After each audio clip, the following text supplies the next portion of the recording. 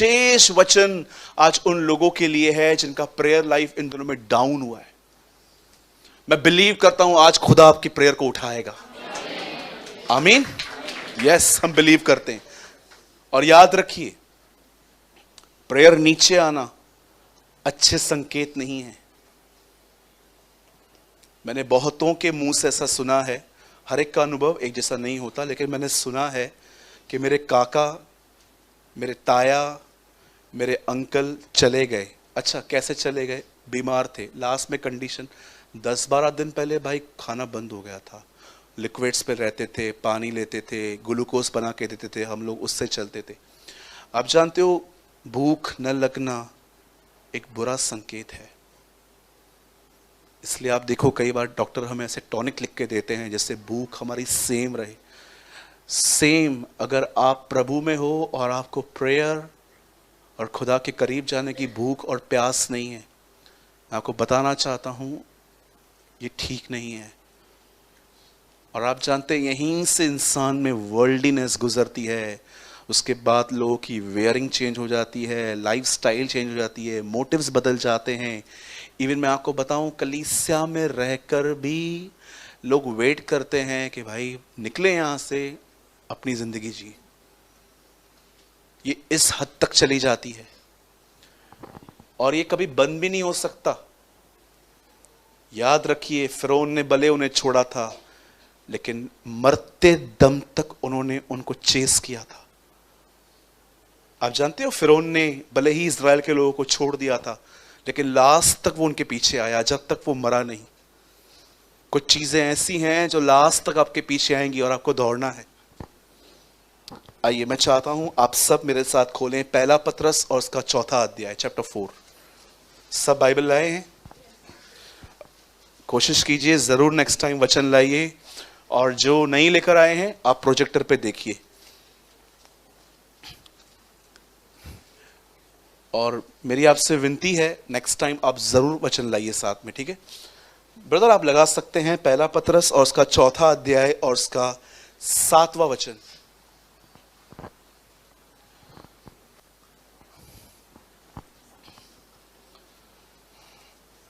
One Peter chapter 4 verse 7। सब बातों का अंत तुरंत होने वाला है। 2021 साल पहले पतरस कहता है तुरंत। अब क्या बोलना चाहिए?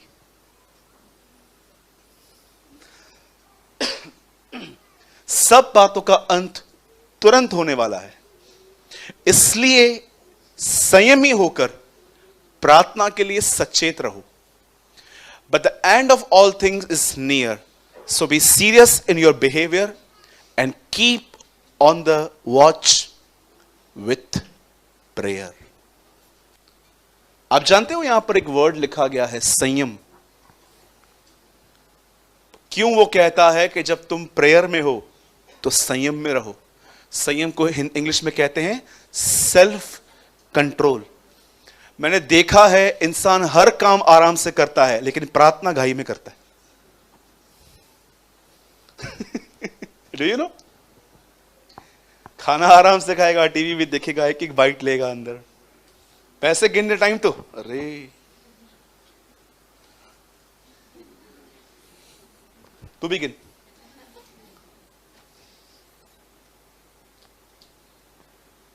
हमारे कैंप में एक व्यक्ति है, एक बाप है, 3 बेटे।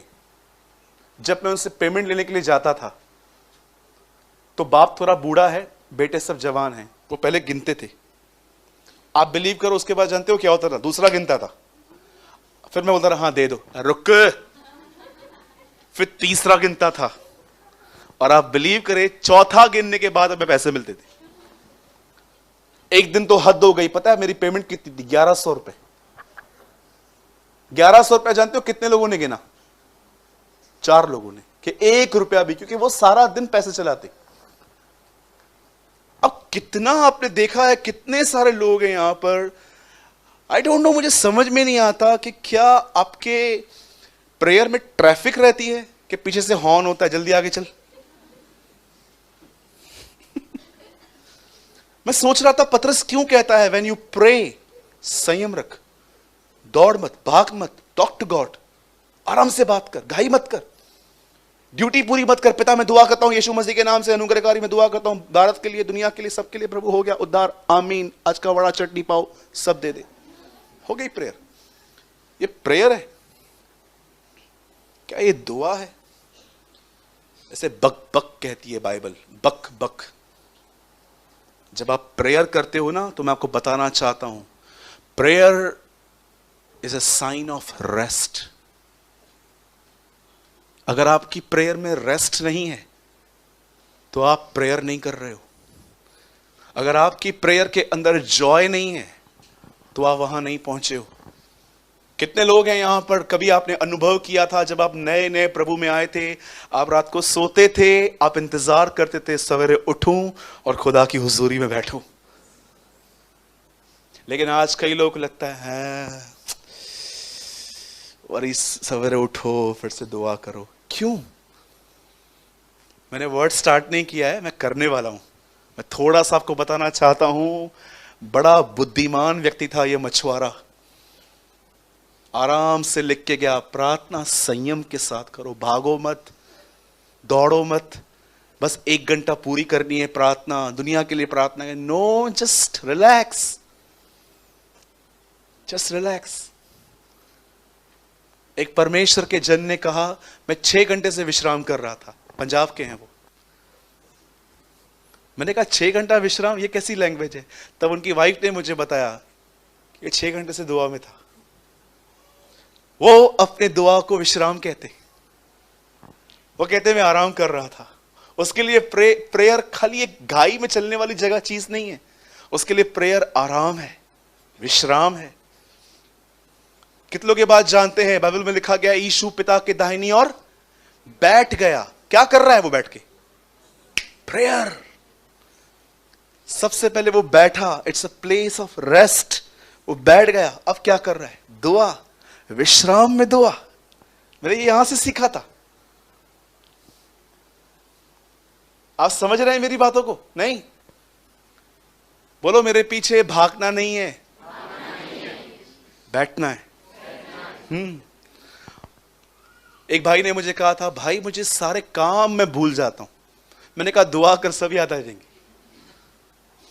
आपने कभी कभी देखा है, आप जब दुआ करते हो आपके अंदर एक लिस्ट आ जाती है, ये भी करना है, ये भी करना है। इसको मैसेज का रिप्लाई नहीं किया है, ये भड़केगा, उठ जा, अरे ये कर, ये कर, ये कर। दुनिया भर के काम आपको याद आ जाएंगे जब आप दुआ करना चालू करोगे। आप जानते हो ऐसा क्यों होता है?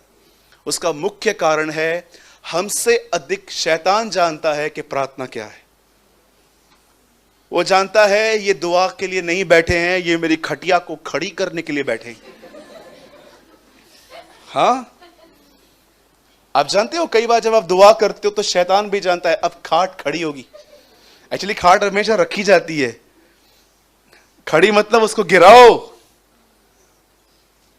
खटिया खड़ी होगी। कभी आपने कहावत सुनी है ना, इसका मतलब क्या है? मुझे गिराया जाएगा। शैतान जानता है अब खटिया खड़ी होगी। आइए, अब मैं चाहता हूं आप सब ध्यान दें। अच्छे से बैठ जाओ बेटा, थैंक यू। सब यहां देखिए, क्यों आज मैं आपको दुआ के लिए बता रहा हूं, उसका एक कारण है। हमेशा याद रखें, शैतान को कभी भी दरवाजे से आना नहीं आता। और हमेशा याद रखें, यीशु को कभी खिड़की से आना नहीं आता।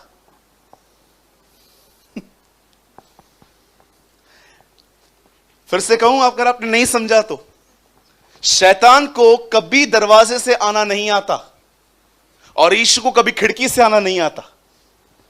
शैतान सदैव खिड़की ऊपर से आएगा, यीशु सदैव दरवाजे से आएगा। जो खिड़की से आता है वो बगैर इनविटेशन आता है, वो चोर है।